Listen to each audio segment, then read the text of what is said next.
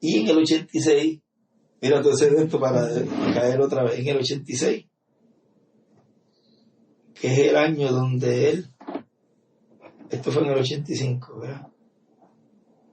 Y el próximo año, sí, en el 85, la única esperanza de los escogidos, mandaron ese extracto, en donde él está ya viendo que hay una generación que está acabando. Para él, ese momento era también el clave. Incluso ahí él dice que habla de la corona también, porque parece que ese hermano buscó: no dejes que ninguno te tome tu corona, no dejes que te la arrebaten, no dejes que ninguno la eche por el piso, no dejes que nadie te desanime en este tiempo. Si te desanimas, ¿qué otra esperanza tienes tú en esta tierra? O sea, ve que como él ahí le estaba diciendo, no dejes que nadie te la quite, porque si no, al decir, no dejes que alguien tome tu corona, es porque hay un momento en que puede otra persona agarrar esa bendición. Le pasó a Judas Iscariote, le pasó si te vas para atrás, le pasó a Esaú, perdió la bendición de la primogenitura, le pasó allá Caín y Abel, ¿ves? Caín perdió, y muchos en la historia bíblica han perdido la bendición. Entonces ahí se ve que la bendición no se pierde, sino que pasa allá esa otra persona que está predestinada por Dios. Y así como apareció ese que no estaba en la escena en los hijos de Isaí como mensajero, como el octavo, también hay hijos de Dios, escogidos de Dios, que aparecen, que aparentemente no están en la escena y vienen a formar parte de la iglesia, vienen a formar parte de ese lugar santísimo. Si no está en el cuadro ese muchachito, pues tampoco estaban en el cuadro esas personas. Pero primero Dios empieza a obrar por medio del mensajero. Y si Dios representa eso en el mensajero, no lo va a hacer con sus hijos. Si para eso es que Él viene por sus hijos, pues entonces también si hay algunos que todavía no están en el cuadro, va a llegar el momento en que van a aparecer en el cuadro. A veces hay un personaje que sale en una obra, está toda la obra funcionando en un teatro y de momento aparece uno, adiós, pero si este nunca lo vimos salir. Y a veces es el que sale y hace la obra mayor en esa obra grande, hasta se lleva vamos a decir, el premio. ¿Ves? Y ahí el hermano William está diciendo que está bien hablando de todo eso, y hay una parte que era la que iba a leer, que es otra línea. Él está aquí, acuérdate que está colocándose como el mensajero ya que iba a pasar al pueblo. Y dice, pero sé que es una realidad, la he examinado, un poquito antes, dice, yo no tengo otra esperanza. Ahí mismo donde me detuve. Lo único en la vida que me entusiasma, que me estimula, que me da ánimo para seguir viviendo, es esta única esperanza. Fuera de esa, yo no tengo otra cosa. Pensé, pero sé que es una realidad. La he examinado a través de toda la Biblia, desde el Génesis hasta el Apocalipsis, y desde el Apocalipsis hasta el Génesis, y le he pedido a Dios que me muestre si hay alguna otra cosa, y no hay otra esperanza, no hay otra cosa. También le he preguntado a Dios si además de este ángel mensajero que Él dice que enviará, el cual vendrá con ese doble ministerio, y en el cual se cumplirá la venida del Hijo del Hombre, y el ministerio de Moisés y Elías, y la gran voz de trompeta, estarán en Él para llamar a los elegidos de entre los gentiles y de entre los hebreos. Él está ahí. Acuérdense, Él es el que está vigente. Por lo tanto, en Él dice, como decía el hermano Brana, yo quería ir allá, y fue allá, él sacó el boleto y todo, porque él pensaba que era el ministerio que iba a convertir al pueblo hebreo a Cristo, iba a convertir al pueblo hebreo. pero se le fue dicho, fue revelado. No, no eres tú. Así el hermano William está en ese momento, en esa parte que estuvo el hermano Branham. Y ahí es donde muchos tropiezan. Mira, que él dijo ahí que, claro, ¿qué iban a decir los que estaban con el hermano Branham? Con él. Pues ¿quién era en él? No lo ayudaron y lo llevaron hasta ahí, compraron el boleto y todo, le ayudaron. Todo su ministerio lo ayudaron, porque deseaban también ese ministerio que se cumpliera en él. Y el hermano William ahí está, viendo que espérate, aquí no hay más nadie. Dios no le va a revelar algo, y más, no le va a revelar más allá de lo que tiene que revelarle, porque recuerden que el séptimo sello es el misterio que hubo silencio, por el cual hubo silencio en el cielo por media hora. Entonces él dice,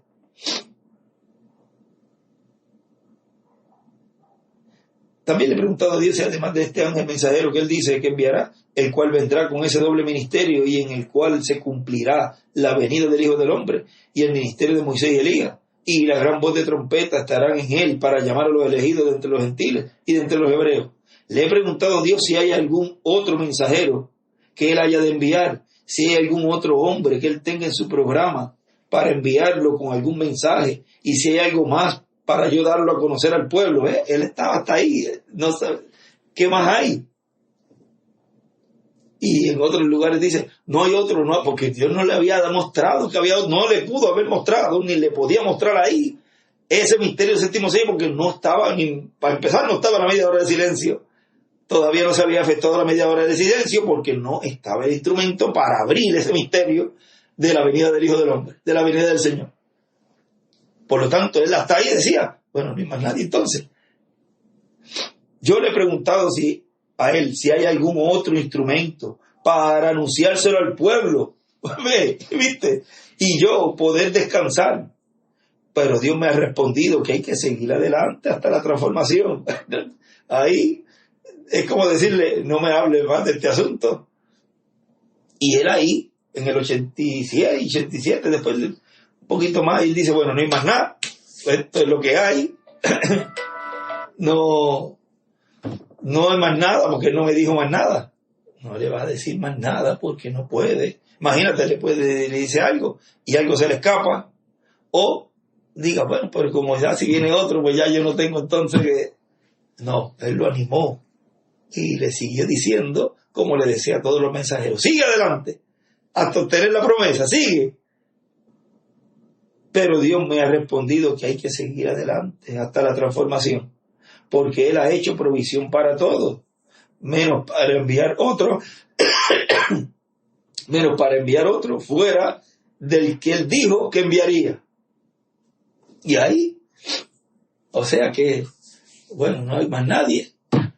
Entonces, pues vamos a seguir para adelante, porque faltaba todavía que ese instrumento creciera, tuviera su niñez, tuviera su juventud, pasara por situaciones como humano, normal entre el pueblo. Y mira lo que dice, también le pido a Dios para ser más comprensivos los unos con los otros, que yo pueda ser más comprensivo con ustedes y ustedes conmigo, porque aunque el camino es duro, la meta es grande, es una meta eterna. Ahora mira esta parte, dice, recuerden que estas cosas se las digo porque les amo, y yo no quiero que nadie tropiece en mí, sino que todos tengan la única esperanza que hay para el ser humano y la disfruten y puedan recibir la transformación de sus cuerpos. Yo prefiero quitarme de la vista de ustedes. Ese es el extracto, uno de ellos, que yo estaba buscando, que el hermano Branham decía, si ustedes pudieran solamente escuchar mi voz y no ver al instrumento, porque en el instrumento podían tropezar en Jesús, en muchas cosas que él hacía quizás, pero ellos no miraban. ¿Qué es lo que decía él? El Pedro, ¿y a quién iremos? Dice que no hay más nadie. ¿Qué podemos hacer?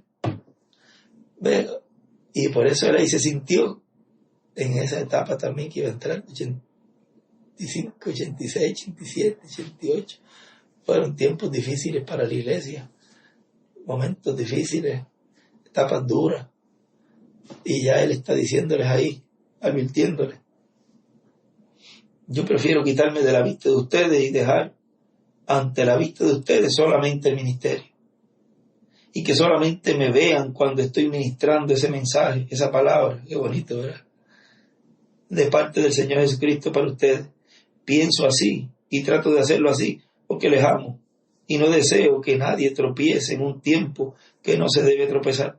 Porque el que tropiece y se cae en este tiempo es difícil para levantarse porque se golpea demasiado. Eso es lo que le ha pasado a muchos. Han tropezado con el velo. Se han golpeado tanto que tú los ves que les es difícil levantarse, volver al camino de la revelación, volver a enfocarse en la meta, en la transformación, por el velo. Tropiezan, se caen en la palabra. ¿En qué la palabra? En donde está revelada, en donde está hecha carne. Por eso dije, si se puede sacar el velo y ver solamente el ministerio que está ahí operando, ya ahí. Por eso cuando Jesús decía, el que no coma mi carne, y este hombre es un vampiro, pero beber sangre, uy. Él habla esas cosas. Él después dice Marurana, que lo dijo a propósito, no queriendo quizás hacer que tropiecen en él al hacer eso, sino porque había muchos que no eran los que estaban por seguir la palabra, sino estaban siguiéndolo por otras cosas.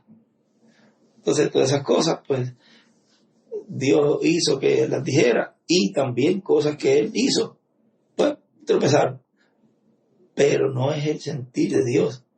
Y él, como dice, él los ama a todos, pero muchas veces esas personas que se han ido, dice que se tropiezan porque se dan duro, y volver otra vez, volver a donde se quedaron, que es la revelación que tenían de lo que Dios le había mostrado hasta ese momento, pero cuando ya viene el cumplimiento, ven el velo, no, pero si ahora este sí que es un loco, imposible que sea el cumplimiento de eso.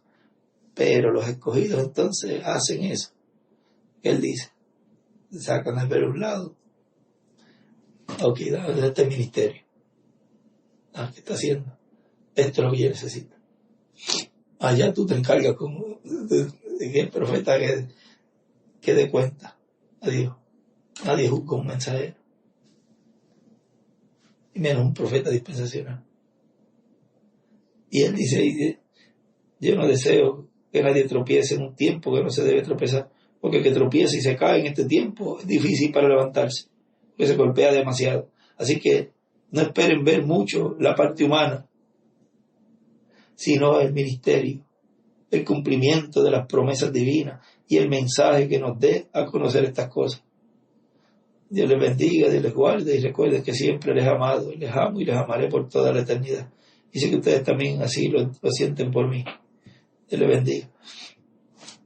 Ahora mira cómo él ahí nos está hablando ya en ese ciclo de los 40, que ya estaba todo y el mismo ambiente había de creer en ese ministerio para fe de rapto. Él sabía que había algo que tenía que ver con creer en un hombre. Lo que hace poco habíamos hablado de que tienen parte de la revelación de la verdad porque tienen que creer en un hombre. Y como él venía hablando, él pensaba que era él, pues todo se enfocaba a él, y que los ministerios estaban en él, y que él iba el que iba a juntar a los escogidos del medio imperio hebreo también. Pero cuando Dios abre ese misterio en el contenido de la media hora de silencio y se da a conocer que eso fue un reflejo, porque estaban todavía viviendo la dispensación de la gracia. Lo vinimos a entender ahora, que se estuvo viviendo siempre la dispensación de la gracia, lo cual eran tipos y figuras que todavía estaban mostrando, representando esa sombra de lo que iba a ser la realidad. Cuando viene lo real, que se abre ese misterio de séptimo sello a la iglesia, no, pues algunos dicen, no puede ser.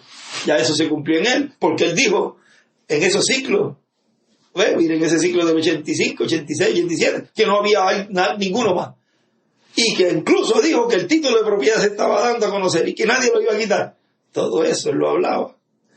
Y iba a tener un cumplimiento pleno cuando eso se estuviera llevando a cabo plenamente. Todo aquel que estaba sacrificando cordero veía allí al sacrificio de Cristo en la cruz. No, yo sigo sacrificando este corderito. Día de Pentecostés, Pedro allí predicando que creyeran en el Cordero de Dios que quita el pecado del mundo. Ese es aquel que vosotros crucificáis en el nombre del Señor Jesucristo, y toda esa predicación del día de Pentecostés. No, me toca sacrificar el corderito. Yo lo sacrificio por los pecados, porque eso no es así. Ese hombre convulsionaba al pueblo, un revolucionario. Eso no es así. Y ese era un hombre pecador, amigo de publicanos, ramera. No, yo sigo haciendo lo que Moisés me dijo. Voy a seguir sacrificando mi corderito por mis pecados. Siguió, ¿qué? Cubriéndolo. Murió. Y ese que no creyó en ese tiempo de la venida del Señor, del cumplimiento de la realidad de esos corderos, de esos tipos de figuras, no recibió el beneficio. Ahora, aquellos que estuvieron antes de que ese cordero perfecto fuera realizado, fuera llevado a cabo, eso sí. ¿Ves la diferencia entre uno que estuvo realizando ese tipo de figura y murió esperanzado en esa promesa de ese tipo de figura que se iba a llegar uno perfecto, y otro que estando vivo está en ese entrelace dispensacional, ve el cumplimiento de esa realidad y sigue todavía con los tipos de figuras? ¿Ve la diferencia entre aquellos que reciben el cumplimiento de la realidad de esos tipos y de los que está con los tipos y figuras? Llega a la realidad, la ve siendo cumplida, que es la bendición más grande, tú poder ver el tipo y irlo cumpliendo, termina el tipo, viene la realidad y lo recibe. Eso es una bienaventura, una bendición grandísima. Y están entonces estos que vienen y dicen, espérate, si eso fue lo que fue profetizado, si eso fue lo que dijo ese hombre que yo creo que es el precursor, si eso dijo este mensajero que vino con esas buenas nuevas, y yo creo que sé Gabriel, como lo dice, y yo creo que este es el cumplimiento de todo eso, y no pasó por los tipos ni nada, pero entonces llega esa escritura. Hay una escritura que un pastor también me pasa, que yo estaba pensando en ella también ayer, y él justamente me la envió, y le dije, yo estaba viendo también esa escritura, la de Lucas 14:21, y la de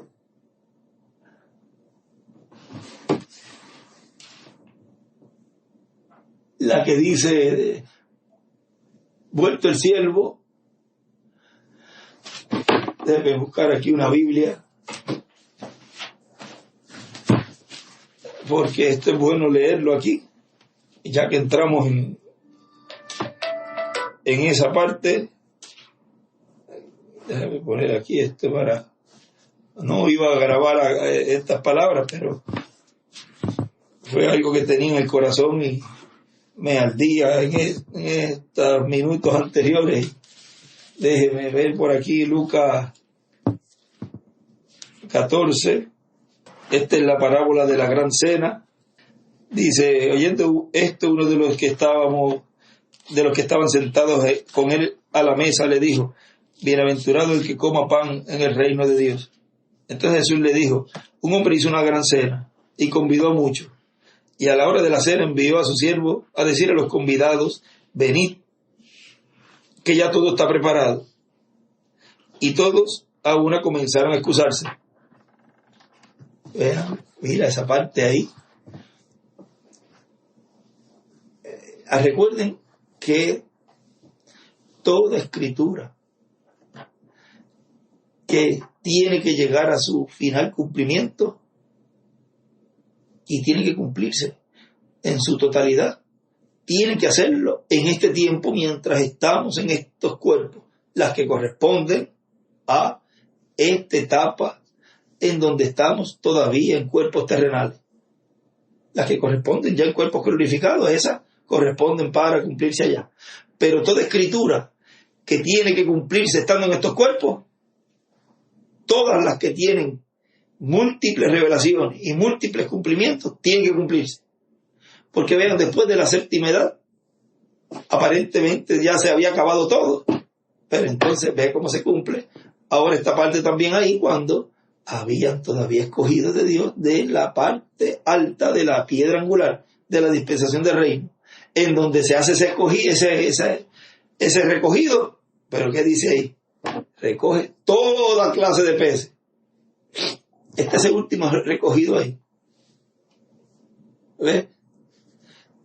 Y luego al final ya sabemos que viene una segregación. Pero miren, allí dice, y todos a una comenzaron a excusarse. Ya estaba la cena lista. El primero dijo, he comprado una hacienda y necesito ir a verla. Te ruego que me excuse. Otro dijo, todo esto también muestra personas que no creen que esa cena está lista y que ese hombre está haciendo esa invitación, está hablando, trayendo esa palabra. Y ahí no están creyendo en eso, porque ¿qué es más importante? Ir a ver la hacienda que compró o la cena que ese hombre preparó. Tiene la excusa y dice, no, yo tengo aquí mis trabajos y mis cosas, yo no. Otro dijo, he comprado 5 yuntas de bueyes y voy a probarlo. Te ruego que me excuses. Otro dijo, acabo de casarme, por tanto no puedo ir. Vuelto el siervo, hizo saber estas cosas a su señor. El siervo es el Espíritu Santo. Entonces, enojado, el padre de familia dijo a su siervo, ve pronto por las plazas y las calles de la ciudad y traed acá a los pobres y los mancos y los cojos y los ciegos. Y dijo el siervo, Señor, se ha hecho como mandaste y aún hay lugar. Se hizo. Vean que también eso, otro cumplimiento tiene. Se hizo también en ese tiempo. Pero mira ahora otra parte más. Dijo el Señor al siervo. Y dijo el siervo, Señor, se ha hecho como mandaste y aún hay lugar. Dijo el Señor al siervo, ve por los caminos y por los vallados y fuérzalos a entrar para que se llene mi casa. Porque os digo que ninguno de aquellos hombres que fueron convidados gustará mi cena. Primero hubieron unos que se les dijo, tuvieron tanto tiempo recibiendo el mensaje, escuchando de esa gran invitación. Y a la última hora, cuando está todo listo, algunos dicen, no, yo no, eso no es así como se están diciendo que ese hombre que se va a cumplir. No puede ser así. Con invitación y todo. Ahí está la corona, donde ese hijo pródigo de esa enseñanza que más adelante, en el capítulo 15, él nos muestra allí. Y estuve leyendo en estos días un estudio en donde el hermano William escribe al lado, en el capítulo 15, verso 22, desde el verso 19, vamos a ver aquí para que vean de este hijo, el hijo, en la parábola del hijo pródigo.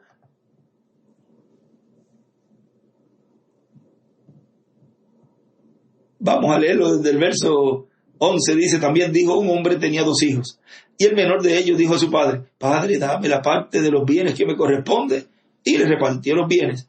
No muchos días después, juntándolo todo, el hijo menor se fue lejos a una provincia apartada, y allí desperdició sus bienes viviendo perdidamente. Y cuando todo lo hubo malgastado, vino una gran hambre en aquella provincia y comenzó a faltarle. Porque no tan solo de pan vivir el hombre, sino de toda palabra que sale de la boca de Dios. Y ven cuántos hermanos, cuántos seres humanos están con esa hambre espiritual y han entrado en este tiempo buscando ese alimento. Y vean este último, estaba allá con los bienes que el padre le había dado. Y llegó el momento en que comenzó a faltarle. Y fue y se arrimó a uno de los ciudadanos de aquella tierra, el cual le envió a su hacienda para que apacentase cerdos. Le consiguió un trabajito, no era lo mejor, pero por lo menos allí tenía algo con que ganarse para comer. Y si deseaba llenar su vientre de las algarrobas que comían los cerdos, pero nadie le daba. Imagínate de lo mal que estaba. Y volviendo en sí, dijo: ¿cuántos jornaleros en casa de mi padre tienen abundancia de pan? Y yo aquí perezco de hambre. Estaba pensando en los siervos que le servían al papá. Y él, imagínate, estaba menos que uno que ayudaba en la hacienda del padre. Me levantaré, iré a mi padre y le diré: Padre, he pecado contra el cielo y contra ti. Ya no soy digno de ser llamado tu hijo. Hazme como a uno de tus jornaleros. Ni siquiera, mira, soy tu hijo, pues ponme por encima de ellos. No, hazme como uno de ellos. Levantándose, vino a su padre. Por eso es que uno se recuerda la escritura que al que más le es perdonado. Eso lo podemos ver, que está en uno de los evangelios, el más ama, algo así dice: ya no soy digno de ser llamado tu hijo. Hazme como a uno de tus jornaleros. Vamos a ver si aquí esa escritura que le cité está en Lucas 7. Lucas 7:47 dice: por lo cual te digo que muchos pecados le son perdonados, porque amó mucho. Mas aquel a quien se le perdona poco, poco ama. Me levantaré, iré a mi padre y le diré: Padre, he pecado contra el cielo y contra ti. Ya no soy digno de ser llamado tu hijo. Hazme como a uno de tus jornaleros. Y levantándose, vino a su padre, y cuando aún estaba lejos, lo vio su padre y fue movido a misericordia y corrió y se echó sobre su cuello y le besó. Voy para el capítulo verso 21. Y el hijo le dijo: Padre, he pecado contra el cielo y contra ti, y ya no soy digno de ser llamado tu hijo. Pero el padre dijo a sus siervos: sacad el mejor vestido. Y el hermano William aquí escribe Espíritu Santo. Y vestirle, dice el verso, y escribe: y un cuerpo glorificado. Bendito sea el nombre del Señor. Y poned su anillo, y poned un anillo, y en el anillo escribe Espíritu Santo, en su mano, y calzado en sus pies. El evangelio, o sea, es el evangelio del reino, el que ese hombre recibe. O sea, recibe el mensaje de la dispensación del reino, en la cual es la que está ahora en pleno. Y traed del becerro gordo y matadlo y comamos y hagamos fiesta, porque este mi hijo muerto era y ha revivido, se había perdido y es hallado. Y comenzaron a regocijarse.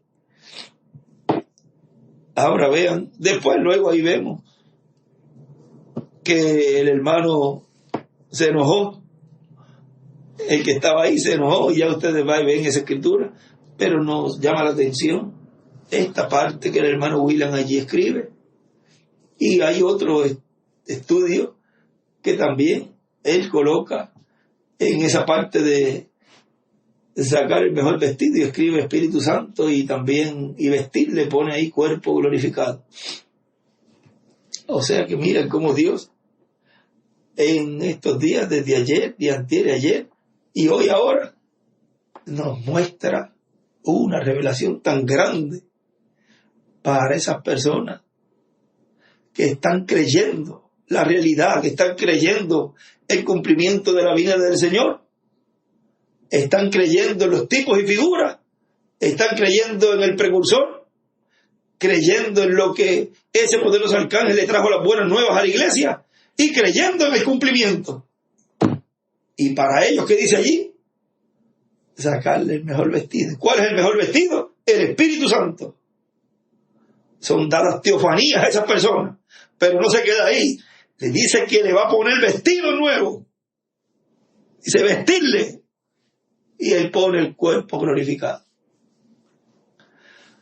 Yo le doy gracias a Dios porque Dios está cumpliendo lo que él escribió en ese libro de los sellos.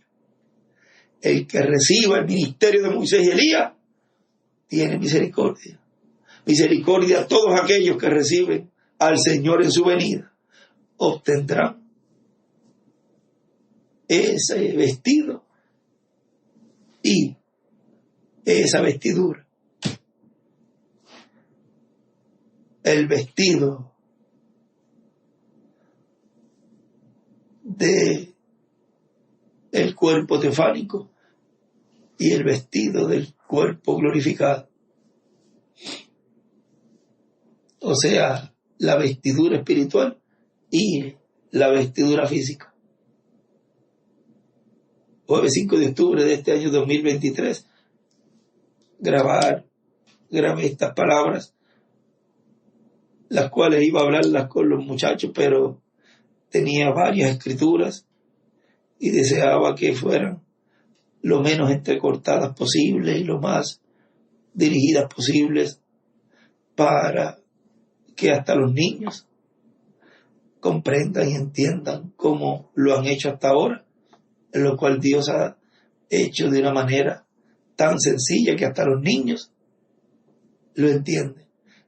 Así que Dios les bendiga, Dios les guarde en este día y que esta plática así un poco, vamos a decir, informar como ha sido muchas, pero he tratado de hacerlo lo más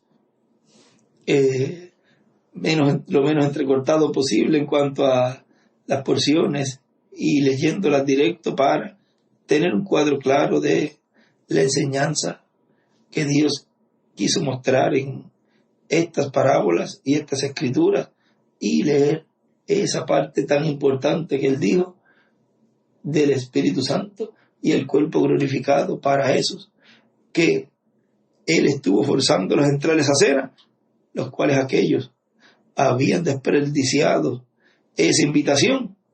Y entonces ahí vemos Apocalipsis 3, donde él dijo allí que retén tu corona, no sea que alguien te la quite, porque las bendiciones nunca se pierden. Las bendiciones, los ministerios, eso siempre pasa a otro que las valore, que las crea, y que Dios ha tenido en su programa la predestinación de que ese sí va a amar esa bendición, la va a atesorar, y Dios entonces cumplirá todas las promesas que estaban bajo esa corona. Tanto ministerios, el ministerio de Judas, un ministerio de apóstol, dice el hermano Branham, pasó al apóstol Pablo. O sea que aún ministros perderán la posición de ser ministros en el reino de Dios y serán colocadas esas coronas a otros que sí en este tiempo final de la dispensación del reino han recibido el cumplimiento de lo que fue prometido, cumplimiento de lo que fue profetizado, que ellos mismos predicaron y dijeron que se cumpliría en este tiempo y estuvieron enfocándolos en otra persona y ahora le están dando la espalda, le están cerrando la puerta al Espíritu Santo en este tiempo final. Y esa corona no se perderá. Esa corona será colocada y expuesta sobre otro que, así como fue representado en Judas, que perdió su corona, ese ministerio de apóstol, y fue colocado en Pablo. Ya lo hemos visto eso en el pasado. Así que la bendición nunca se pierde.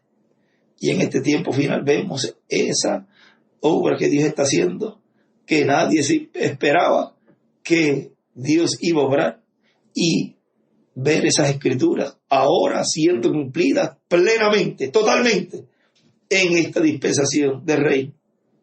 Que Dios les bendiga y Dios les guarde. Y lo que dice allí, esa escritura que habíamos leído ayer, de el libro del Apocalipsis, que es la edad de Filadelfia, en donde él, en ese capítulo 3,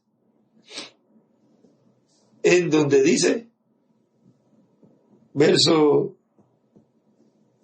11, he aquí, yo vengo pronto, retén lo que tienes para que ninguno tome tu corona. Que Dios les bendiga. Y hoy, jueves 5 de octubre, estarán reunidos allá en San Lucas, en Guatemala, con el reverendo Tirso Ramiro Girón Pinzón. Que Dios los bendiga grandemente y que en esta tarde sea de gran bendición la presencia del misionero Miguel Bermúdez allí con ustedes en esa actividad que estarán teniendo en el día de hoy. Que Dios te bendiga, misionero Miguel Bermúdez Marín, grandemente, y a todos los hermanos allá, y a ti, reverendo Tirso Ramiro Girón Pinzón, que Dios te siga abriendo el entendimiento, las escrituras, y así poder seguir preparándose para la transformación de vuestros cuerpos. Que Dios les bendiga y les guarde y continúen pasando un día feliz, una tarde feliz y una noche llena de las bendiciones de Dios.